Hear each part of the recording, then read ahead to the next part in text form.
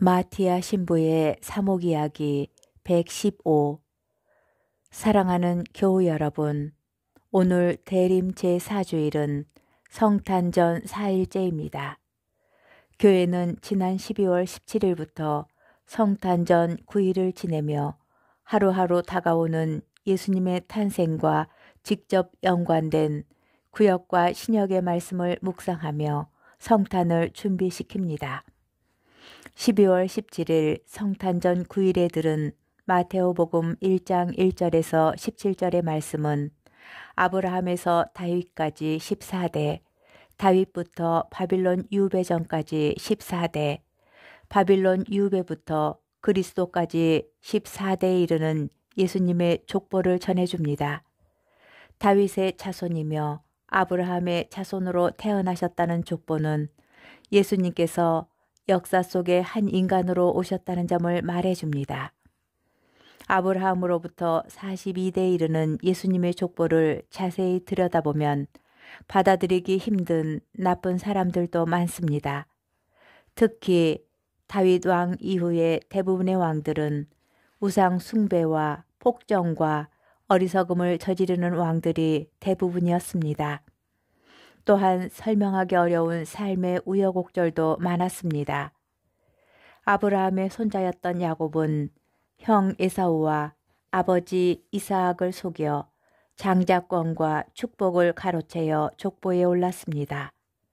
또한 야곱에게는 유다 말고도 손의 형인 르우벤, 시메온, 레위 등이 있었고 실제로 그가 사랑하는 아들은 요셉이었지만 유다를 통해서 족보가 이어집니다.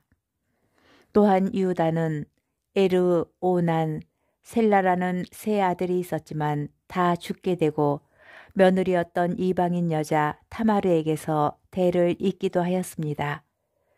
그리고 다윗 임금을 낳아준 3대, 4대 할머니들은 모압 여인이었던 룻이었고 예리코의 창녀였던 라합이었습니다.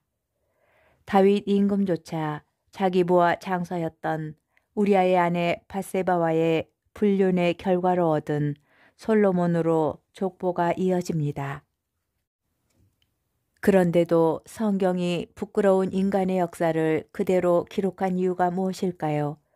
예수님의 족보는 영웅적인 인간의 힘으로 이끌려온 인간의 역사가 아니라 약하고 죄스러운 인간을 통하여 일하신 하느님의 구원의 역사라는 것입니다. 그래서 성경은 예수님의 족보를 미화하거나 왜곡하지 않고 있는 그대로 전해주고 있는 것입니다. 하느님의 구원의 역사는 예수 그리스도로 끝난 것이 아니라 그 이후에도 예수님을 통해서 하느님의 사랑과 자비를 믿고 실천하는 사람들을 통해서 계속되고 있다는 것을 명심해야 합니다. 우리가 한 개인의 역사, 한 민족의 역사를 하느님의 눈으로 보면서 못나고 죄스럽게 살아온 우리의 시간들이 바로 주님 구원의 역사였다는 것을 깨닫기를 바랍니다. 12월 18일 성탄전 8일에 교회는 마테오복음 1장 18절에서 24절을 통해서 예수님의 탄생 경우에 대해서 하느님의 섭리와 함께 인간 요셉의 역할에 대하여 들려줍니다. 하나님께서는 성령의 힘으로 마리아가 예수님을 잉태하게 하셨지만 이를 믿음으로 받아들인 요셉의 순명이 반드시 필요했다는 것입니다. 그래서 복음은 요셉을 의로운 사람이라고 말합니다. 복음이 말하는 의로운 사람이란 하느님을 먼저 바라보고 그분의 뜻 안에서 그분의 눈으로 세상 일들을 바라보고 처신하는 사람을 말합니다. 요셉은 마리아를 아내로 맞아들이고 예수님의 양부가 되기로 순명한 순간 자신이 본래 꿈꾸던 미래는 사라지고 예측할 수 없는 현재와 미래를 감수해야만 했습니다. 세상의 일만을 생각하는 사람이라면 불확실한 미래보다는 안전하고 자신에게 편안한 길을 택하여 천사의 말을 어떤 명분으로든 무시해버리거나 비켜갈 수 있었을 것입니다. 그러나 요셉은 자신에게 주어진 하느님의 섭리를 이해하려고 하지 않고 받아들임으로써 하느님의 인간 구원의 역사에 협력하여 그것을 현실화시키는 위대한 인간, 거룩한 인간이 된 것입니다. 오늘날도 하느님의 구원이 하느님의 사랑과 자비가 모든 사람들에게 실현되기 위해서 예수님이 우리 삶에 탄생하시기 위해서 하느님의 섭리에 믿음으로 응답할 또 다른 요셉을 하느님께서는 필요로 하신다는 것을 명심해야 할 것입니다. 조각 그림 맞추기라는 놀이가 있습니다. 그림 조각들에서 밝지 않은 색깔이나 예쁘지 않은 모양의 조각이라고 해서 그것을 빼어버린다면 절대로 그림은 완성될 수 없습니다. 우리 인생도 일종의 조각 그림 맞추기와 같습니다. 우리가 인생이라는 그림 조각을 완성하려면 어둡고 예쁘지 않고 내 마음에 들지 않는 그림 조각까지도 그대로 받아들여야 합니다. 인생은 여러 다양한 조각들로 이루어져 있습니다.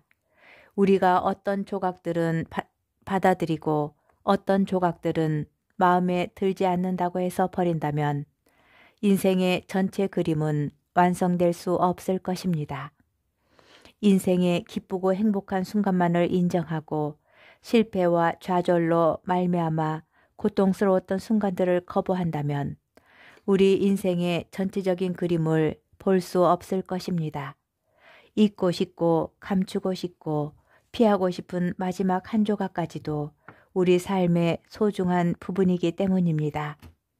그 마지막 한 조각으로 마침내 우리 인생의 그림이 완성됩니다. 고통과 슬픔이라는 삶의 조각은 사람을 아름답게 만드는 힘이라는 사실을 깨닫는 것이 삶의 지혜이고 인생의 신비입니다. 요셉은 이해하기 힘든 자신의 운명을 하느님의 뜻으로 받아들였습니다. 그는 혼인도 하기 전에 아이를 잉태한 마리아를 아내로 맞아들였습니다. 요셉은 마리아를 아내로 맞아들였을 때 감수해야 하는 앞날에 대한 불안과 두려움까지도 자기 삶의 한 부분이라고 받아들였습니다. 그는 이렇게 해서 자신의 삶의 조각 그림을 완성하였습니다. 그리고 우리는 요셉의 삶으로 맞춰 놓은 조각 그림들을 놀랍고 위대한 하느님의 구원의 신비라고 말하는 것입니다. 아기 예수가 탄생하기 위해서 요셉과 같은 의로운 사람이 되기로 다짐하면서 하느님의 섭리에 깨어 응답하는 오늘이 되기를 축복합니다. 성탄의 기쁨과 평화가 함께 하기를 기도합니다.